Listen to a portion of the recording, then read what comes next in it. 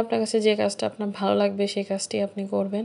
তো সেরকম আমার বাগান করাটা অনেক একটা পছন্দের কাজ। অনেক আগের থেকেই টুকটাক গাছ-টাছ করতাম। তো বাসার মানুষজন এত বেশি পছন্দ করতো না, দেখে ইন্টারেস্ট দেখাতো না। কিন্তু যবের থেকে ফলের গাছ বা দেখা গেছে সবজি করছি, বাসায় যখন টুকটাক ফল বা সবজির গাছ থেকে ফসল আসছে, ফল আসছে, তখন থেকে বাসার মানুষজনের একটু ইন্টারেস্ট দেখলাম।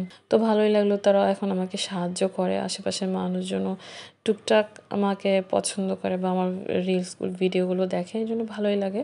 তবে সবসময় আসলে সবকিছু দেখানো পসিবল হয় না। আমার বাগানটা আসলে অগোছালো বলতে পারেন, কারণ এটা আমি এখনও গুছাচ্ছি। অনেকদিন আমি অসুস্থ ছিলাম, তারপরে আমি এগুলো গুছানো শুরু করেছি। তো অনেকেই আছে বলতে পারেন যে এত বেশি গুছানো না। হ্যাঁ, এখনও গুছাচ্ছি।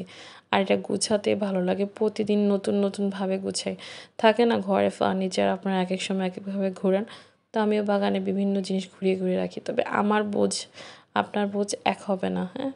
কোন গাছটা কোথায় রাখবো, কিসের জন্য রাখছি, কোন আলোতে রাখতে হবে, কোথায় আপনার বেশি আলো, ছায়া, সেটা মিলিয়ে মিশিয়ে আমি গাছগুলো রাখি।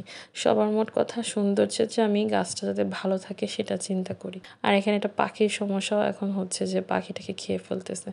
আর আমি সবসময় গাছ লাগানো দেখাই যে খুব ইজিলি যেকোনো জিনিসে গাছ লাগানো যায়। তার মানে এই না যে আমার কাছে নতুন টব নেই।